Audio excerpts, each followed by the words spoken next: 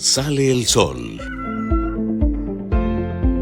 Se inicia Antioquia Amanece.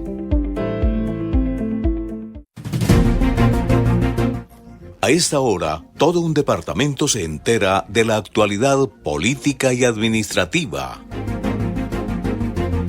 Con ustedes, Luisa Fernanda Restrepo, María Andrea Botero y Juan Pablo Vélez. Antioquia Amanece con estilo propio. Bienvenidos. Y seguimos aquí con todos los especiales en Antioquia Amanece. Estamos en temporada navideña, festividades y demás, y hoy vamos a hablar de un tema muy importante y es cómo cuidar el bolsillo durante este fin de año, pero también inicio de año, que es la temporada escolar, la temporada donde hablamos de este año sí ahorro, y para eso vamos a hablar con el economista Óscar Manco. Óscar, muy buenos días, bienvenido. Buenos días, Luisa, encantado de estar aquí, gracias por la invitación. De una vez, feliz año y feliz Navidad. Feliz año para todos. Y vamos a hablar precisamente de lo que acabo de decir, de la economía, del bolsillo de todos los antioqueños, de todos los colombianos, de cómo debemos cuidar esos pesos que llegan de más durante esta temporada navideña, pero que obviamente debemos hacer, cuidar y rendir para el mes de enero. ¿Cuál es el llamado a todos los colombianos, a todos los antioqueños? ¿Cómo debemos cuidar la plática este mes? A ver, es importante tener en cuenta que estamos finalizando con inflaciones por encima del 5%. Seguramente conoceremos el dato en enero, pero es bastante probable que esté por encima del 5%. Eso quiere decir que los bienes y los servicios van a subir en esa magnitud. Y a renglón seguido también con este incremento del salario mínimo lo que vamos a ver es que efectivamente vamos a tener cosas que se van a incrementar. ¿Qué se recomienda por lo general en las finanzas personales? Que al menos el 10% del dinero que está ingresando se destine al ahorro. El tema en Colombia, digamos en los países en general latinoamericanos, es que es muy complejo destinar un 10% del ingreso al ahorro, porque hay necesidades que se tienen que cumplir. Ven ahorita la lista escolar y eso seguramente va a tener un desembolso importante dentro de los bolsillos de los hogares, pero la recomendación es que al menos el 10% del ingreso se esté ahorrando. Hombre, es complicado, pero yo creo que debería ser una de las premisas importantes a fin de tener fondos de seguridad, fondos de emergencia, no recurrir directamente de pronto al endeudamiento, que eso más adelante hace que se encarezca el desembolso de la plata que tiene que estar pagando la gente, y sería un propósito muy importante para este año que comienza. El llamado, Óscar, es precisamente a que la gente guarde ese 10%, pues yo voy a hacer el llamado, ¿cierto? Cada quien toma sus decisiones, pero por decir, el 10% de la prima, el 10% de las vacaciones y el 10% del salario que se guarde para el mes de enero, porque no sabemos qué va a pasar con esa inflación de la que usted está hablando. Efectivamente, y con ese incremento por encima del 5%, el aumento del salario mínimo cercano a los 200, 300 básicos por encima de lo que es la inflación, en realidad lo que se incrementa el poder adquisitivo de las personas es una cantidad muy mínima, y eso atendiendo por supuesto a que todo sube cuando arranca el año nuevo. Entonces en ese sentido lo que se recomienda es que se haga una planeación, una previsión anticipada frente a los eventos que se puedan presentar en los hogares, y a renglón seguido también de cara por supuesto a no estar incurriendo en endeudamiento con estos pagadiarios, con estos gotagotas o también digamos con los bancos, que lo que están generando simplemente son intereses adicionales sobre la base del ingreso que se está generando. Entonces digamos que las recomendaciones atienden fundamentalmente a eso,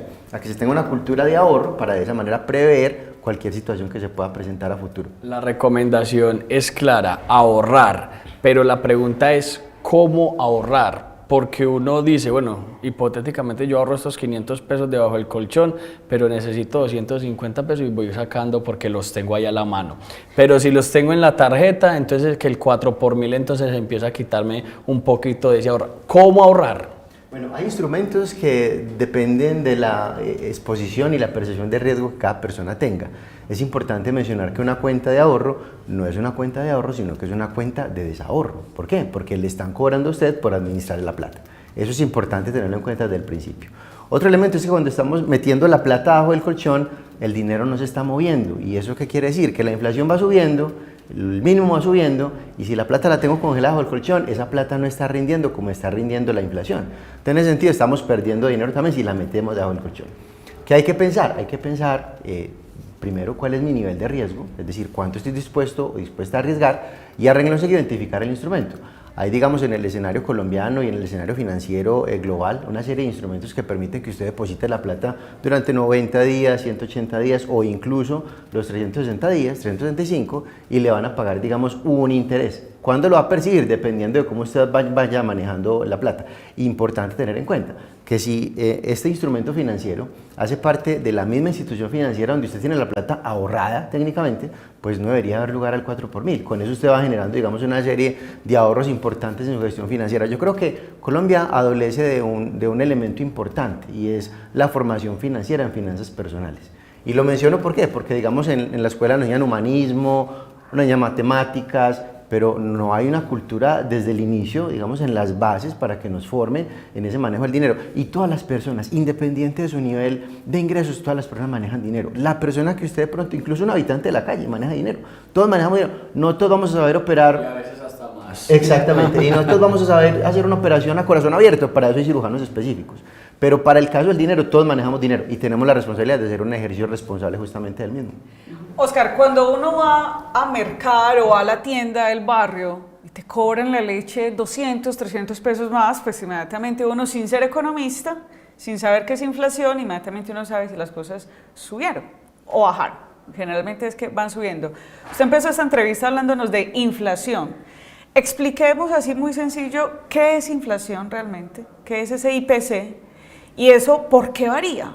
Porque empezábamos muy bien el año, íbamos bajando, pero usted ya da una premonición de que para enero realmente sí va a estar sobre ese 5%. Pero expliquemos de fondo qué es eso y realmente cómo se ve impactado cuando vamos y compramos las arepas, cuando vamos y compramos la leche o incluso en el pago de los arriendos. Bueno, para comenzar es importante hacer una claridad, que es una equivocación que generalmente se tiene en ese análisis económico.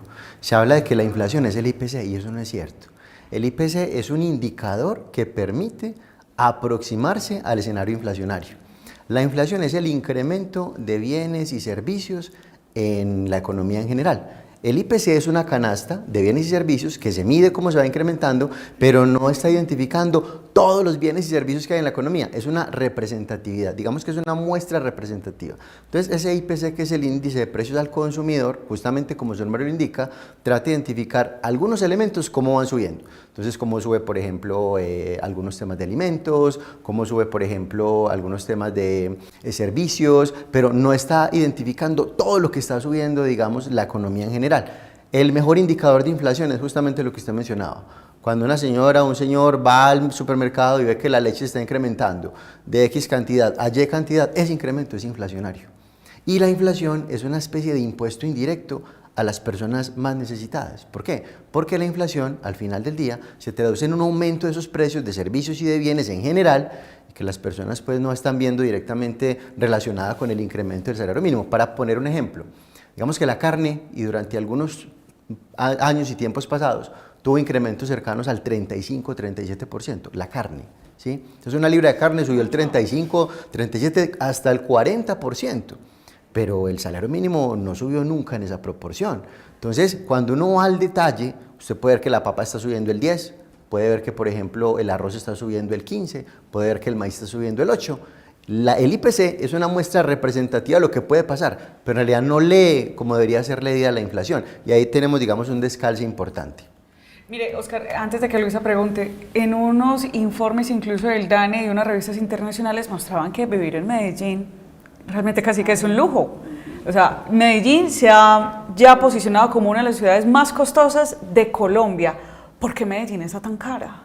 Bueno, eso tiene que ver con el fenómeno de la gentrificación y la cantidad pues, de nómadas digitales y de personas del exterior que quieren y se sienten bien viviendo aquí. Ahí entraría parte también de los servicios que usted dice en referencia a restaurantes, porque mira, energía. Lo que pasa es que, digamos que la inflación es una especie de cruce. Cuando se encuentra la oferta de plata con la demanda de plata, eso es lo que genera, digamos, ese efecto inflacionario.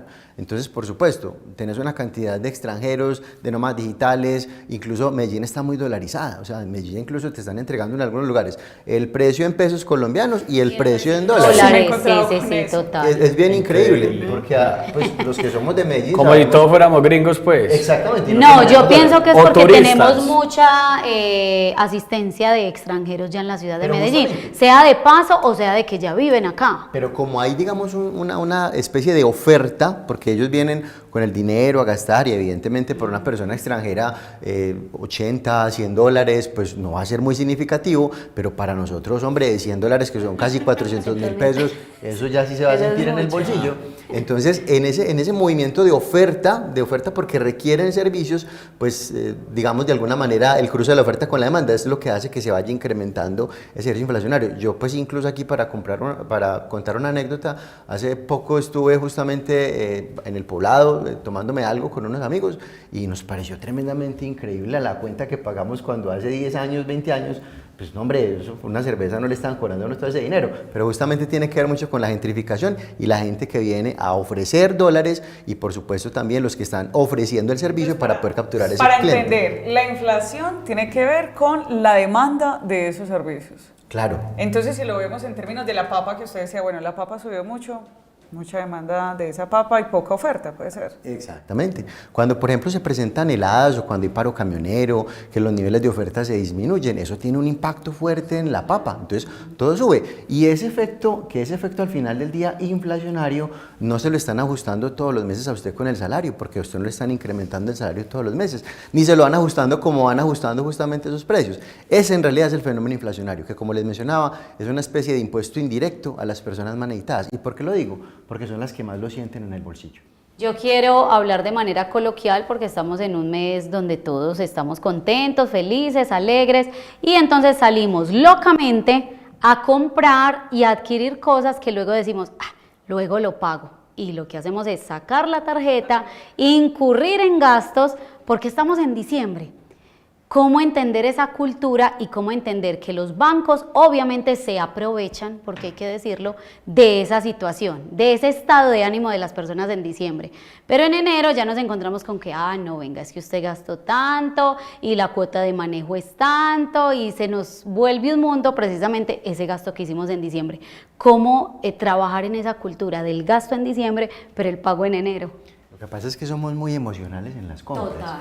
Y eso es un tema que ya hace pues parte de la cultura, está arraigada en nosotros, pero somos sumamente emocionales en el tema de las compras. Ahora, yo recuerdo mucho los días sin IVA. Entonces decía la promoción del día sin IVA, no hay IVA, y salía la gente, pues el televisor no tiene el IVA, comprémoslo a 12 cuotas y pues esas 12 cuotas están pagando el 35%. O sea, en realidad la ecuación no era una ecuación funcional. No se ahorró nada. Exactamente, Así porque es. pagaba el 34% a 12 cuotas, que era la tasa de interés efectiva en su momento, y ahorrándose el IVA, que técnicamente cerraba el 19%. Entonces, en ese sentido, digamos que tenemos que tener, como les mencionaba hace un momento, una cultura financiera mucho más estructurada, una cultura financiera que se vaya de alguna manera incentivando desde los inicios, porque justamente las compras emocionales son el dolor de mañana. Entonces, la escasez del bolsillo hoy es la necesidad de pago del día de mañana. Y en ese sentido, como usted bien lo indica, pues justamente los bancos, ¿qué es lo que hacen? Los bancos entregan el dinero para que las personas utilicen esa caja, pero están cobrando un interés detrás. Y el interés de la tarjeta de crédito, y aquí para tirar la cuña, es el más caro que hay. A propósito de lo que es el impacto económico, cuando inició este gobierno de Gustavo Petro se mencionaba que el dólar iba a estar por encima de los 5.000 pesos, la gente se asustó, incluso durante este año pues se vio que llegó a algún momento a 3.400, 3.500. ¿Cuál es el impacto del dólar aquí en nuestra economía? Hay varias cosas, Juan. Lo primero es que el comportamiento del dólar y para nada tiende a un ejercicio riguroso de política económica local, es más, digamos, un ejercicio internacional. Si uno va y hace la trazabilidad de lo que ocurrió desde el mes de febrero del año 2025 hasta ahorita finales del año 2025, básicamente lo que pasó fue que se debilitó el dólar frente a todas las monedas. Entonces, la canasta del yen, la canasta del euro, la canasta del dólar canadiense, que son las monedas fuertes, digamos que se fortalecieron frente al dólar. ¿Pero por qué? Porque la guerra comercial lanzada por el presidente Trump pues tuvo su efecto directo en la debilidad del dólar. Ahora, ustedes se preguntarán, ¿y por qué le interesará al presidente de Estados Unidos debilitar su moneda? Pues justamente porque tiene un tema inflacionario que tiene que controlar allí. Entonces, eso no es adrede. Y eso, digamos, en el efecto ya de coletazo, al dólar colombiano o al comportamiento del peso frente al dólar, pues va generando, por supuesto, un escenario de revaluación en este caso, que como usted lo indica, incluso llegó a estar bastante cercano a los 3.700 pesos. Ahora, Durante la última fase de este año se han visto muchas volatilidades. Volatilidades quiere decir que han subido, ha bajado. Hemos tenido días en los cuales ha subido 100 pesos, ha bajado 50. ¿Y eso qué quiere decir? Quiere decir que el dólar frente a las demás monedas pues tiene tendencia a fortalecerse. Y en la eventualidad de que eso nuevamente ocurra, será bastante probable que hagamos un aumento de dólar por encima de los 4.000 pesos en el caso que colombiano. nada tiene que ver que suba o que baje esas disputas políticas, en este caso entre el gobierno de Colombia y el gobierno de Estados Unidos. Eliminando el efecto de Estados Unidos frente a la economía global, que fue el tema de los aranceles, tendríamos que estar viendo dólar a 4.200 pesos, justamente por el tema local, porque el tema local ha sido más una irresponsabilidad frente al manejo fiscal de la economía. Volvamos, Oscar, a la tarjeta de crédito porque quiero tener la claridad. Mi hermana es ingeniera financiera y ella todo lo compra a una cuota y obviamente a un mes y paga su tarjeta. Yo soy diferente, yo compro al máximo de cuotas porque digo, pues no tengo el afán de pagar, lo hago sin problema y ella me dice, error, porque está pagando más intereses, o sea, le dan el tiempo, le dan la posibilidad, pero más intereses. Conclusión y pregunta, ¿a una cuota o a muchas? Y es verdad lo que le está diciendo su hermana. Preste la atención a Como las cosas de la ingeniera. hermana. Sí. Cuando tenemos, digamos, el recurso en la tarjeta de crédito disponible, que es el famoso cupo, y lo utilizo a una cuota, no hay espacio de intereses. Pero entonces yo tengo que estar claro que necesito la plata dentro de un mes para poder pagar esa compra que realicé y eso pues evidentemente va a afectar el flujo. ¿Qué ocurre cuando usted difiere la cuota o digamos la compra a 24 meses o 36 meses o lo que sea? Pues claro, usted dice, voy a pagar, digamos, unas proporciones más chiquitas, pero las proporciones más chiquitas van a tener implícito un interés que se está causando y que se está cobrando. Que como les mencionaba hace un momento, el interés que se cobra o el interés que cobra una tarjeta de crédito, por lo general, está bastante próximo a la usura.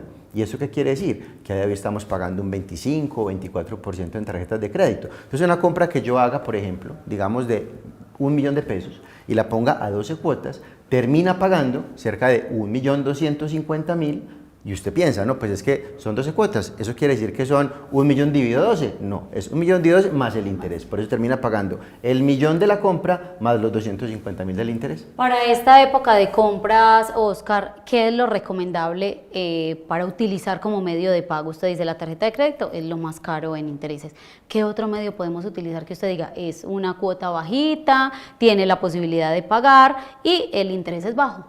Bueno, la tarjeta de crédito sigue siendo un buen instrumento si lo hacemos a una cuota, pero hay que pensar que si estamos haciendo la compra en diciembre, la prima llegó en diciembre, la liquidación llegó en diciembre y en enero, digamos que no hay ese escenario de flujo de caja que se tiene justamente en diciembre. Entonces hay que pensar en planearlo bien. Ahora, elementos para hacer las compras, pues aprovecharse por supuesto de esos excedentes que la gente recibe a final del año, como la prima, como la liquidación, en algunos casos incluso cuando liquidan los contratos que les están entregando las cesantías. Entonces ese tipo de cosas son interesantes para aprovechar.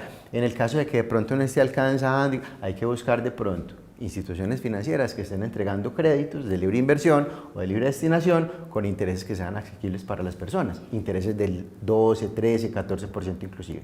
Nos están preguntando a través de nuestras redes sociales, Oscar, si las cajitas de Nu son buenas para hacer los ahorros. La gente está preocupada en este momento por hacer sus ahorros, como estamos hablando para el mes de enero, pero no saben por dónde. Las cajitas de Nu son prácticas. Son una buena herramienta, aunque no nos podemos quedar solamente con las cajitas de Nu. De hecho, muchas instituciones financieras prestan justamente ese servicio con interés un poco más competitivo. En el caso, digamos, de esto, lo que sí es tremendamente importante es que es muy disruptivo. O sea, el tema de la banca digital llegó para quedarse y llegó para enseñarnos una forma diferente de cómo administrar el recurso. Entonces, en ese sentido, digamos que es una buena alternativa, pero hay otros bancos digitales que están ofreciendo rentabilidades similares o por encima, e incluso bancos, digamos, no tradicionales, como por ejemplo las cooperativas financieras, las compañías de financiamiento comercial, que están ofreciendo también en ese caso intereses un poco más competitivos y obviamente pues desde el punto de vista del ahorro más tradicional. Mire, yo le quiero preguntar, Oscar, en este caso por una situación que tiene que ver con el mercado laboral, el empleo. También las cifras del DANE pues, han mostrado que el desempleo ha bajado. Incluso acá en Medellín y el área metropolitana es una de las subregiones que se tiene que ha bajado muchísimo el tema del desempleo. Eso si nosotros lo vemos en términos más prácticos en cuanto a la movilidad del dinero, ¿a qué se debe que esté bajando ese desempleo?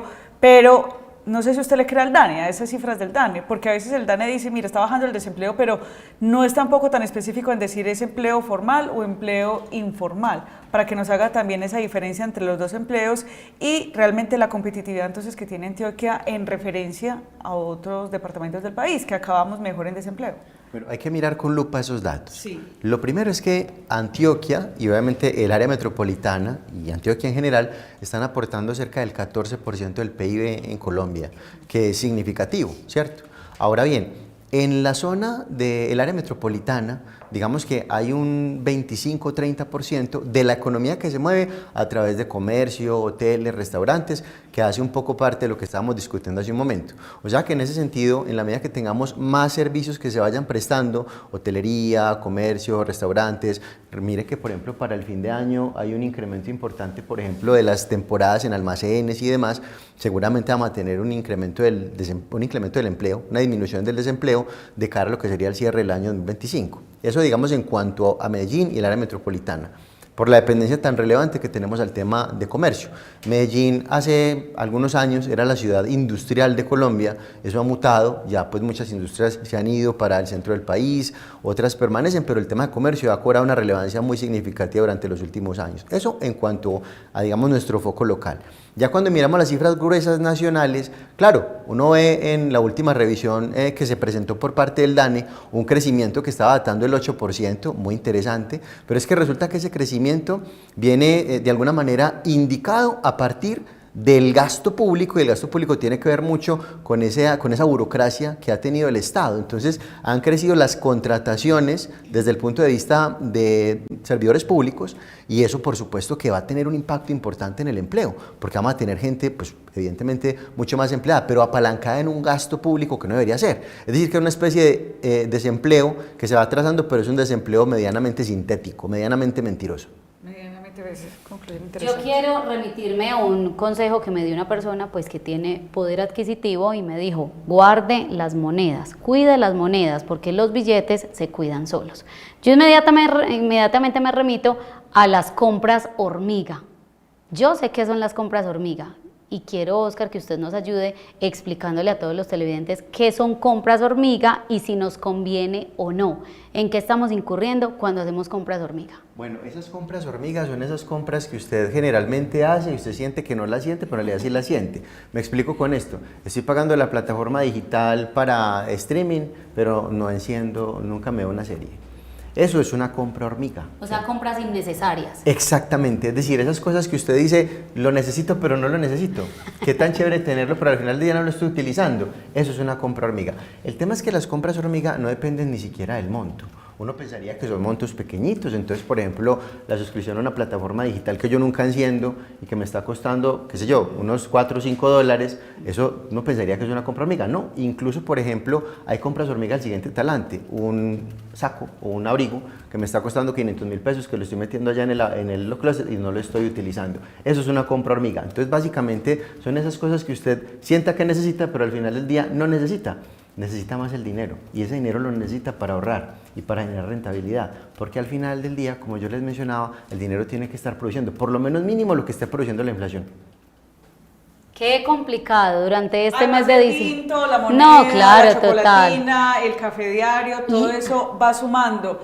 Una de las situaciones incluso que se le critican muchísimo a este gobierno, que uno podría decir es un gasto hormiga, pero a término de gran escala, son las contrataciones que hace el gobierno nacional por contratistas o OPS, que eso lo llaman, que es una de las situaciones que se criticó muchísimo. Yo quiero hacer aquí un cambio de frente muy rápido, porque hablemos de la reforma tributaria, Oscar. En estas reformas tributarias, pues el gobierno nacional ha generado un pulso en cuanto a la aprobación del presupuesto nacional para el año 2026, pero si bien se bajaron, creo que fue, Luisa, unos 20 billones de pesos, que usted fue la que dio esta noticia, o 14 billones de pesos, pues dijeron, tenemos que pasar a una reforma tributaria. A nosotros, los que somos de a pie, los que cogemos el bus, los que seguimos pagando arriendo, esa reforma tributaria realmente ¿a quién golpea?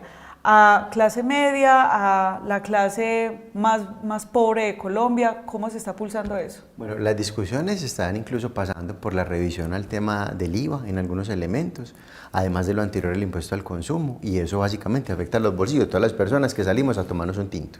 Entonces, en ese sentido, la reforma tributaria es transversal. Hay una especie de bucle muy negativo desde el punto de vista de la reforma tributaria, y es que las reformas se hacen justamente por la necesidad de gasto del gobierno. Entonces uno va y revisa el otro renglón de la ecuación. Pero este gobierno ha sido gastón. Exageradamente gastón. Es que miren que tenemos una deuda que está superando el 65% frente al PIB, que es un dato nunca antes visto, evidentemente, y creciendo. Porque usted solamente tiene dos formas de conseguir plata para gastar. O va y tributa, o es decir, hace reforma tributaria, o se endeuda. No hay otra forma. El gobierno no puede decidir o disponer de otra fuente de recursos si no son esos dos, que son los más principales. Entonces, como la deuda ya está siendo tan dinámica, le queda al gobierno, digamos, incurrir en la reforma, pero les iba a contar del segundo renglón de la ecuación. Hay, digamos, un disparo al pie, un tiro al pie con Ecopetrol. Es que Ecopetrol tranquilamente es una reforma tributaria del dividendo. Porque es que piensen en lo siguiente, con utilidades de 20... ¿Cómo que una reforma tributaria del dividendo? A ver, ya lo voy a contar. Más suave ahí. Porque piensen ustedes que las utilidades de Ecopetrol fueran 20 billones de pesos. 20 billones. Y eso no es descabellado porque ya lo ha alcanzado. Los dividendos que Ecopetrol hubiese destinado a la nación fuesen del orden de 14, 15 billones de pesos. Una reforma tributaria. Una reforma tributaria completa. Pero en este momento, y lo que estamos esperando para cierre el año 25, es que Ecopetrol finalice con aproximadamente 10 billones de pesos en utilidad. Es una caída de más de la mitad.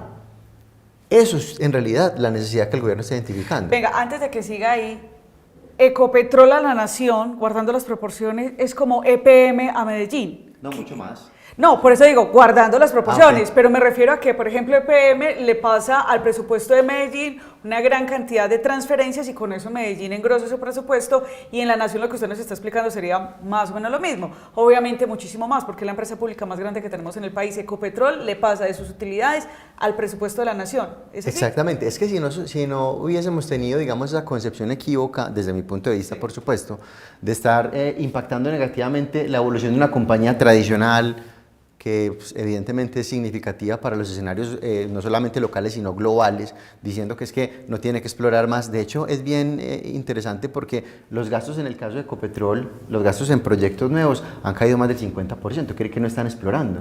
¿Y eso qué quiere decir? Que se están quedando sin el producto estrella para vender. Entonces uno va y revisa la cifra de ingresos y los ingresos han caído del 20, 25, 30%, que es una cifra muy importante, y como les estaba mencionando yo, con utilidades de 20 billones se evitaría el gobierno nacional una reforma tributaria. Ahorita Ecopetrol ha aparecido bastante golpeada justamente en esas utilidades y está haciendo varios cambios en cuanto a la transición energética, obviamente su negociación en el dólar, el precio de la gasolina. Esto seguirá afectando entonces a Colombia, y pues Ecopetrol parece que no va bien porque ha mostrado realmente una baja en sus utilidades. No, y no solamente parece, en realidad no va bien, por lo que les estaba mencionando. Justamente la compañía, con esa caída tan fuerte en utilidades, deja de contribuir a la nación necesita plata, va y mete una reforma tributaria o ahí emite más deuda en los mercados internacionales, haciendo que el gobierno se endeude más y que evidentemente las clases, digamos, medias y todas las clases en realidad se afecten directamente por este tipo de reforma. Una de las peleas, para avanzar en otros temas, que ha tenido el gobierno de Gustavo Petro es el tema de los intereses, pelea con el Banco de la República incluso. En este caso, ¿quién tiene la razón? ¿El banco que insiste en tener la misma tasa o el gobierno que busca bajarlas? El Banco de la República, y el caso colombiano, se ha caracterizado por ser una figura no solamente independiente, sino también con una capacidad técnica de actuación muy fuerte. Entonces, el Banco de la República lo que ha dicho, la inflación no cede, como no cede, yo no tengo argumentos para bajar la tasa. Porque ¿qué es lo que pasa cuando bajan la tasa de interés? Que inmediatamente las personas salimos desbocadas a comprar, porque cuando hay, digamos, dinero más barato circulando, bueno, y lo pongo, digamos, de manera coloquial y ejemplo, porque cuando hay dinero más barato circulando, pues nosotros somos propensos al gasto. Y en la eventualidad de que estemos gastando lo que estamos contando ahorita, la inflación, gastamos más, es decir, que estamos de alguna manera demandando más producto y servicio, y eso tiene efecto inflacionario. Entonces, el Banco de la República ha sido muy juicioso y muy técnico, en realidad ha incluso recibido premios internacionales por esa independencia. En este caso, y para hablarlo claramente, el que ha tenido la razón ha sido el Banco de la República.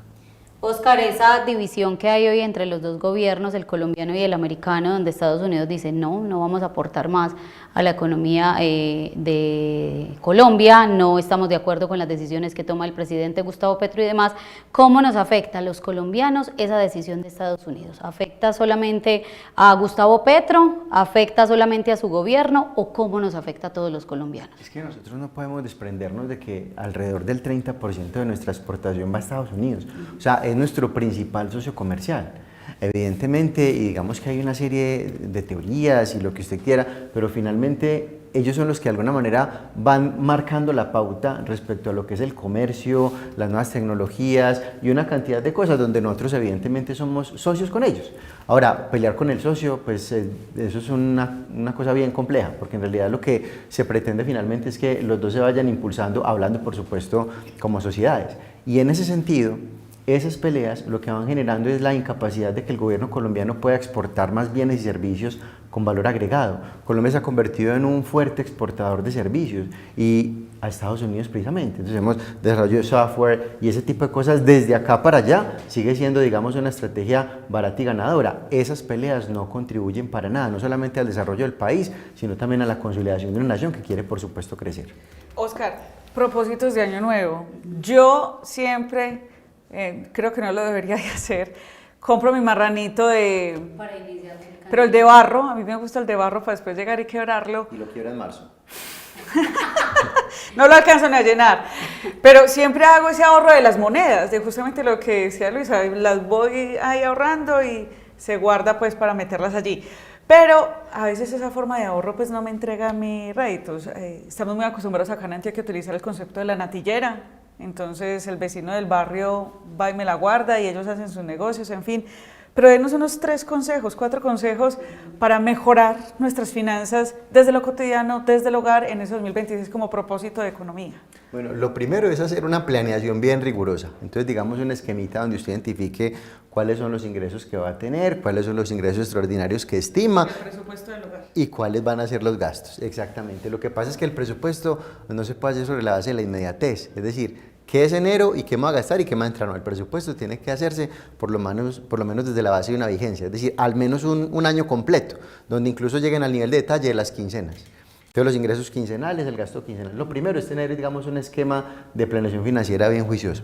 Lo segundo es, digamos, hacer el ejercicio de ahorrar. Como yo les mencionaba, al menos el 10% del ahorro. Oscar, no me da, listo, arranque con el 1, que eso le va generando algo de cultura en el ahorro. Y no lo meta bajo el colchón, métalo, digamos, en un instrumento de estos que ahorita estábamos mencionando para que le vaya generando plata y lo vayamos ganando a la inflación. Eso sería lo segundo. Y lo tercero es tratar de restarle emocionalidad al gasto. Pensar que ese gasto emocional es justamente la necesidad líquida de mañana. Y en ese sentido, pues mañana no tenemos certeza de qué va a pasar. Por eso es mejor cuidar justamente ese bolsillo. Volador hecho, volador quemado, no. No, lo eso, hagamos. eso no es. No, y en esta época el bafle más grande para usted poder escuchar El la televisor. música navideña, el televisor, estas son las compras mayores ahorita en diciembre. Y emocionales, porque mire que el bafle más grande, pues va a sonar más duro, pero hace la misma función que hace un bafle chiquito. Sí. Oscar Manco es economista, estuvo hoy en Antioquia Amanece precisamente durante esta temporada navideña contándonos cómo debemos cuidar la plata, las monedas, los billetes, cómo debemos ahorrar, dejar la emocionalidad a un lado. Obviamente estamos en una época donde generamos emoción y estamos contentos por ser fecha especial, pero cuidado, a cuidar la plata para poder entonces iniciar nuevamente con el ahorro en enero. Oscar, muchísimas gracias, un feliz día. A ustedes, muchas gracias por la invitación y feliz año también, por supuesto. Y nosotros continuamos aquí en los especiales de Antioquia Amanece. Vamos a recordar otra de las entrevistas que fue muy polémica, pero de mucha importancia aquí con los actores políticos en nuestro departamento, nuestra ciudad y nuestro país. Exgobernador de Antioquia, hoy precandidato presidencial. Recordemos que estamos de cara a estas próximas elecciones congresionales y presidenciales y obviamente esto nos lleva a tener invitados pues en esta línea. Aníbal Gaviria, muy buenos días, bienvenido. Luisa, buenos días a Andrea, a Juan Pablo y a toda la gente de Antioquia Amanece, un gran día. Contémosle a todos los televidentes qué pasó con Aníbal Gaviria después de salir de la gobernación de Antioquia.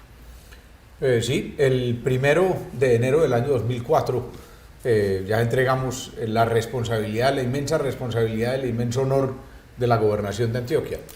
y desde ese momento en adelante pues estuvimos avanzando en temas de tipo personal, familiar. Uno tiene que hacer algo después de 4 años de un ejercicio de gobierno como es el de Antioquia y es recuperar un poco el tiempo con la familia.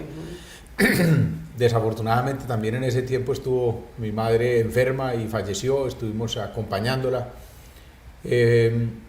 Pero paralelamente a eso, yo creo que la parte que quisiera compartir más, estuvimos trabajando con nuestros compañeros gobernadores del periodo 2020-2023 en la conformación de lo que hoy es la Fuerza de las Regiones. Y yo quiero decir ahí, eso tiene un origen aquí en Antioquia precisamente, es que en mayo del año 2023, sin haber terminado Esta papa con el gobierno, caliente es con relación... yo tuve la oportunidad de invitar a los 32 gobernadores de Colombia a Río Negro para conmemorar los 160 años de la Constitución de Río Negro, que fue la Constitución de los Estados Unidos de Colombia, la Constitución Federal de Colombia, que se promulgó precisamente allí en Río Negro, en 1863. Entonces, aprovechamos esa conmemoración para hacer un seminario nacional en donde estuvieron las altas cortes, el Congreso, gobernadores, con digamos, la sombrilla del título de Colombia Federal, Colombia Unida. O sea, un propósito de impulsar el tema de la autonomía, la descentralización en el país. Entonces lo que allí dijimos los gobernadores es, hombre, mire, nosotros ya terminamos el 31 de diciembre, no vamos a dejar esto en el aire, continuemos trabajando. Entonces ese año 2024 nos reunimos en 2 ocasiones en forma presencial, una en Bogotá y otra en Cartagena, 22, 23, 24 gobernadores, pero nos reunimos también en muchas otras ocasiones en forma virtual para seguir impulsando el tema de la autonomía y la descentralización. Y ya en este año, el año 2025, entonces en el primer trimestre, poco más, en abril de este año, dijimos, a esto ya hay que ponerle, digamos, más ritmo y hay que darle un cuerpo más formal. Y en esa reunión, en abril de este año, en Cali, se definió que había 3 voceros de los gobernadores y que esos voceros actuarían también como precandidatos presidenciales, y se definieron esos 3 voceros con Juan Guillermo Zuluaga de El Meta, Héctor Olimpo Espinosa de Sucre y Aníbal Gaviria de Antioquia. Pero en esa reunión también, por propuesta mía, hicimos una convergencia con los alcaldes de las ciudades capitales de Colombia de ese mismo periodo, que venían reuniéndose bajo el liderazgo de Jaime Pumarejo, el exalcalde de Barranquilla. Entonces, en junio de este año ya se unieron los 2 procesos, el que venían trabajando los alcaldes y el que veníamos trabajando los gobernadores. Y allí se unió a los precandidatos Juan Carlos Cárdenas, el candidato, el exalcalde de Bucaramanga. Entonces, en concreto, después de todo ese proceso de el año 23, el año 24, el año 25, hoy está consolidada la Fuerza de las Regiones con 4 precandidatos presidenciales: Juan Carlos Cárdenas, Olimpo Espinosa, Juan Guillermo Zuluaga, Aníbal Gaviria, para el 30 de noviembre de este año, mediante una encuesta, escoger entre los 4 un candidato único a la presidencia de la República que lleve las banderas de la descentralización y la autonomía. ¿Usted desde cuándo toma la decisión, Aníbal Gaviria, de ser precandidato presidencial? Y se lo preguntamos porque aquí en Antioquia Amanece incluso lo analizamos. El corazón suyo de la gobernación de Antioquia, unidos. Y luego encontrábamos el mismo corazón, pero de Colombia, con la misma palabra, unidos. Cuando usted piensa en esa decisión o toma esa decisión, ¿ya estaba la fuerza de las regiones o usted lo pensó inicialmente solo? No, Luisa, me parece la pregunta interesante para poder dar un contexto. No, yo siempre, pues digamos, en este año 2024 y en el año 2025, por fuera de la gobernación, yo tuve la oportunidad de tener invitaciones de universidades, de medios de comunicación en otras partes del país, y siempre que salía, pues la gente le decía a uno, pues hombre, usted ya tiene experiencia, ya ha sido 2 veces gobernador, una vez alcalde de Medellín, ha gobernado con resultados, con soluciones, es conocido en el país. Entonces la gente me decía, usted debe ser candidato presidencial. Yo siempre he dicho que las candidaturas no son de uno, sino de la gente. A mí no me gusta ser autocandidato, hombre, que porque yo quiero ser candidato o porque me parece que debe serlo. No, que haya una fuerza, que haya una temperatura en la gente, en la opinión pública. Pero usted la empezó a pensar desde esa reunión en Río Negro. No realmente. Desde ahí lo que empezamos fue a construir el discurso y construir el propósito de la descentralización y la autonomía, porque ese no es un propósito de Aníbal Gaviria, ese es un propósito colectivo de más de 45 entre gobernadores y alcaldes de ese periodo, pero ya se han unido muchos otros y por supuesto académicos, ciudadanos y en otras áreas. Entonces lo que le digo es, yo venía con la idea, pero a mí no me gustaba una candidatura individual precisamente, hombre, que Aníbal Gaviria, sino una candidatura que tuviera la capacidad de unir a otros, porque en este momento lo que el país necesita es unión, unidad. Entonces dijimos, ahora sí estoy cómodo con una candidatura que una a gobernadores y alcaldes y que tenga 4 precandidatos y que desemboque en un solo candidato, pero mediante un mecanismo democrático, como es una encuesta. Esta encuesta se va a hacer en todo el país, es una encuesta de más de 4.000 muestras, va a tener la posibilidad de encuestarse en todos los departamentos de Colombia, para que conozcamos cuál de los 4 candidatos es el que tiene, digamos, el mayor apoyo de los ciudadanos, de los colombianos en su conjunto, y de ahí ir el 8 de marzo a una consulta con otros candidatos que quieran competir con nosotros. Nosotros somos los que verdaderamente estamos hablando de unidad y haciendo unidad, no solo en la conversación, sino con los hechos.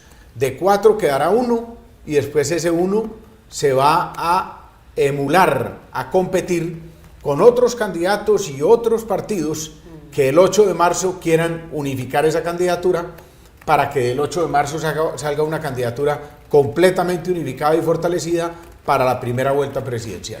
Aníbal, hay otra cosa que a ustedes 4 pues tienen en común, comparten, y es que a ustedes les tocó gobernar 1 año y medio con el presidente Gustavo Petro. Y me pareció muy particular que cuando se generó la fuerza de las regiones, pues todos se hicieron un examen toxicológico. Y traigo estos 2 temas a colación con relación a lo que estamos viviendo hoy con el tema de las drogas y las últimas decisiones que se saben del presidente Donald Trump hacia Colombia.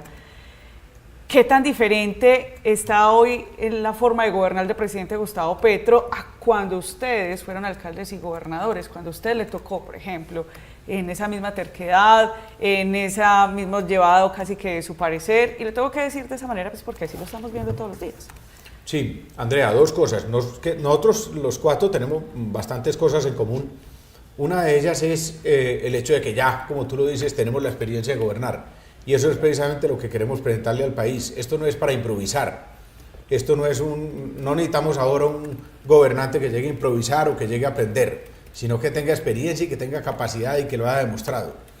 En segundo lugar, pues como tú lo dices, nos tocó gobernar 1 año y medio con el presidente Petro, y yo tengo la experiencia de haber gobernado con el presidente Uribe, con el presidente Santos, con el presidente Duque y con el presidente Petro. Es que he gobernado con los 4, desde mi primera gobernación, después la alcaldía y la segunda gobernación. Y le puedo decir con claridad que yo nunca había sentido la falta de empatía y la falta de coordinación y de colaboración de la presidencia de la República, como fue en el caso del año y medio de gobierno paralelo con el del presidente Petro. Le voy a dar un ejemplo a usted y a todos los que nos siguen. Nosotros, el equipo de gobernadores trabaja muy en llave, como lo he dicho. Mire, por ejemplo, estuvimos reunidos en Río Negro en mayo del 2023 en el lanzamiento de Colombia Federal, Colombia Unida, pero hicimos muchos otros trabajos en conjunto. Y entonces en una ocasión dijimos, hombre, vamos a pedirle al presidente de la República, Gustavo Petro, que nos reciba en Los constructores en la Casa de Nariño, porque necesitamos trabajar en conjunto y tener proyectos conjuntos.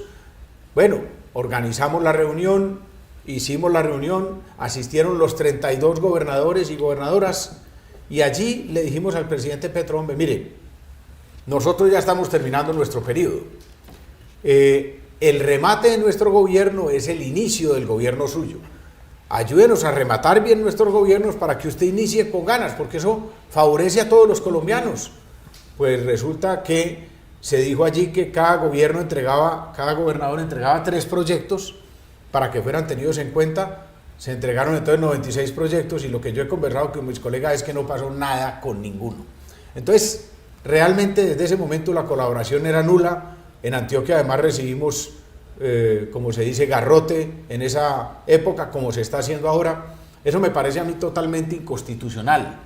Además de ser injusto, es inconstitucional. Un presidente no puede decir, hombre, a mí no me gusta este gobernador, a mí no me gusta este alcalde, entonces yo no voy a trabajar con él y por lo tanto voy a afectar los intereses de los ciudadanos de ese territorio, como pasa con Antioquia, pero como pasa con la mayoría de los departamentos y ciudades hoy. Hay un trabajo nulo entre presidencia, gobernadores y alcaldes. Y por eso, y ese punto es el que quiero, digamos, poner con más énfasis, por eso es que es tan importante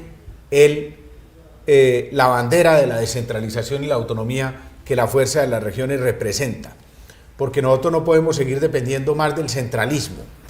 Nosotros no podemos seguir dependiendo de que un presidente como el actual diga yo no le quiero dar los recursos al gobierno de Antioquia para el túnel Guillermo Gaviria Echeverri en el sector del Toyo, y entonces se frena el proyecto. O yo freno los recursos para el proyecto del metro ligero de la 80 y se frena el proyecto, y así muchos otros. Entonces, por eso es que la autonomía y la descentralización son fundamentales, no para Antioquia, para Colombia toda, para que el poder no esté concentrado en una sola persona y en un centralismo que asfixia a la democracia y que asfixia a las regiones y los municipios. Mire, yo voy a hacer un compromiso con todos los colombianos. El 7 de agosto, lo primero que yo hago es una reunión, un taller de trabajo con los 32 gobernadores y con los más de 1.100 alcaldes de Colombia.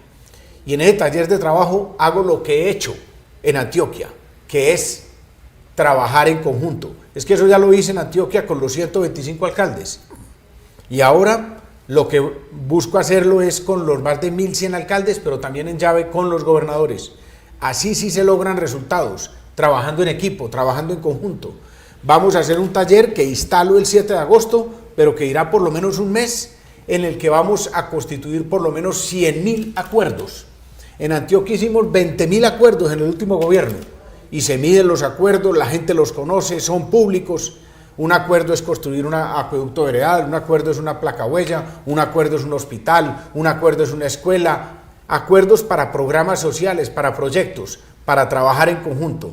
Trabajar en equipo va a ser una verdadera revolución después de 4 años en los que ni siquiera el gobierno trabaja con sus propios ministros. Lo que pasa es que hay que decir, antes de hacerle la pregunta al exgobernador, es que la historia democrática de Colombia ha demostrado que a los presidentes les gusta el centralismo, independientemente a la política que estén haciendo, y lo hemos visto con 20 años de la derecha con los de Uribe, y ya lo estamos viendo con la izquierda de Gustavo Petro. Quiero preguntarle, usted quiere ser presidente de Colombia, ¿cómo están sus procesos judiciales? ¿Cómo está usted ante la justicia colombiana, teniendo en cuenta lo que pasó siendo usted gobernador, que fue capturado incluso en la oficina?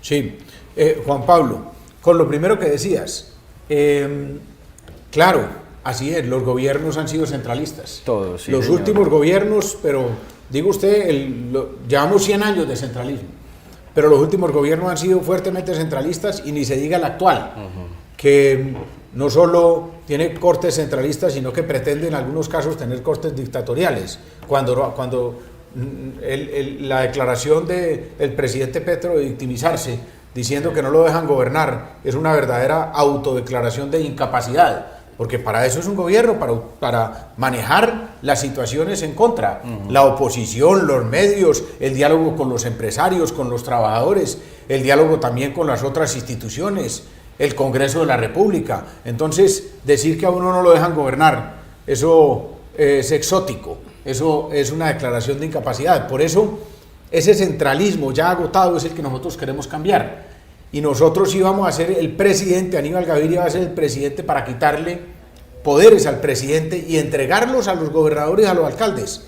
Porque aquí el dicho popular es zapatero a tus zapatos.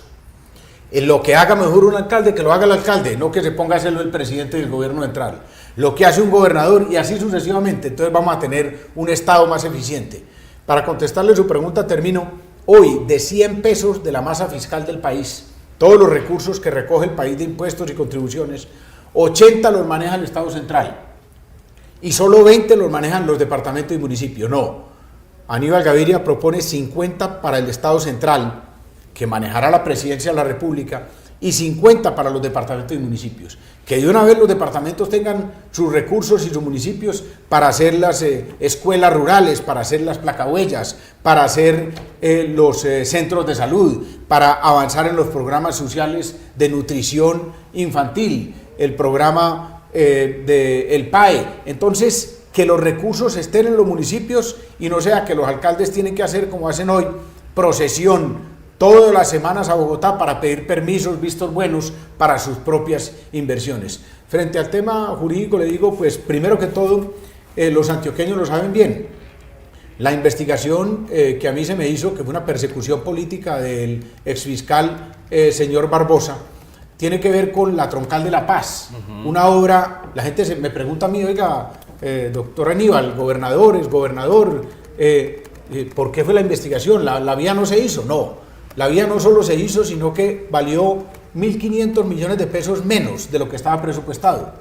Pero adicionalmente, mi gobierno terminaba el 31 de diciembre del año 2007 y el compromiso era entregar esa obra en abril del 2008, 3 meses después, y yo la entregué en diciembre del 2007, cuando las obras públicas se entregan antes. Pero la otra investigación es por el Puente de la Libertad, en el municipio del Bagre. Usted va a preguntarle, ojalá lo hicieran ustedes como periodistas a la gente del Bagre, hagan un trabajo sobre la Troncal de la Paz o el Puente de la Libertad. Ahí están, perfectos, después de 20 años, son las obras más importantes de la región y del municipio. La gente del Bagre dice, hombre, es que el Puente del Bagre partió la historia de nuestro municipio en dos, antes y después del puente, el desarrollo y el progreso del municipio es completamente diferente. Pero eso ya está claro ante la justicia. Entonces, o sea, ya está claro, ya está cerrado ese proceso. Sí, pero le quiero dar el contexto a usted y a la opinión pública, aunque los antioqueños lo conocen muy bien, porque esto realmente es una investigación sobre unas obras que no deberían ser materia de investigación, sino deberían ser materia de reconocimiento. Mire, hoy usted, invito a los televidentes, si quieren, pongan en Google o en Waze para ir a Santa Marta, para ir a Cartagena, ¿por dónde se van? Por la Troncal de la Paz.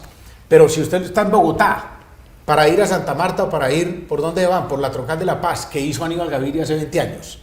Entonces, eso por un lado. Y por el otro, la última actuación en ese proceso fue hace unos 3 o 4 meses y la Procuraduría General de la Nación pidió la absolución total de Aníbal Gaviria. O sea que el que nada debe, nada teme. Y yo estoy en las manos de Dios y en las manos de la justicia y por eso estoy confiado. ¿Cuáles son las condiciones de esa unión de la fuerza de las regiones? Quien quede elegido, entonces los otros lo van a acompañar, eso sí o sí, porque en política, recordemos, todo puede pasar. Sí, claro, las condiciones son esas. Nosotros nos hemos reunido, cuando recibimos la delegación ya de los 45 más o menos alcaldes y gobernadores en los otros 4, quedó la delegación también de definir las reglas de juego entre los 4 para el candidato único.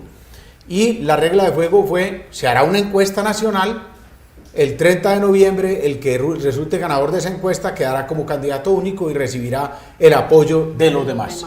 Entonces eso está completamente acordado, definido, conocido por la opinión pública y estamos cada uno en forma individual, pero también en forma colectiva, avanzando en una campaña por el país. Es algo que nos llena de alegría. Miren, nosotros hemos ido a Sincelejo, los 4, aquí en Medellín estuvimos los 4, en Bogotá, en Cali, en Cartagena, pero también hacemos la campaña individual, campaña colectiva para impulsar la fuerza de las regiones, la descentralización como la transformación que Colombia necesitaba y no se dio.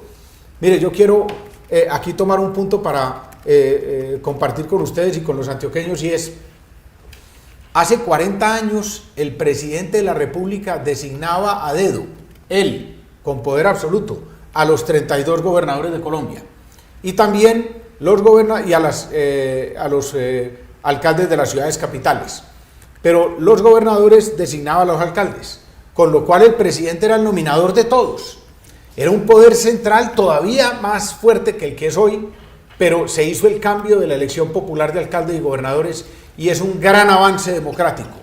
Pero le pregunto a Juan Pablo, por ejemplo, imagínese usted que hoy el presidente de la República designara a los 32 gobernadores y a los 1.100 alcaldes. Un desequilibrio democrático impresionante. Completamente, Sería algo supremamente grave.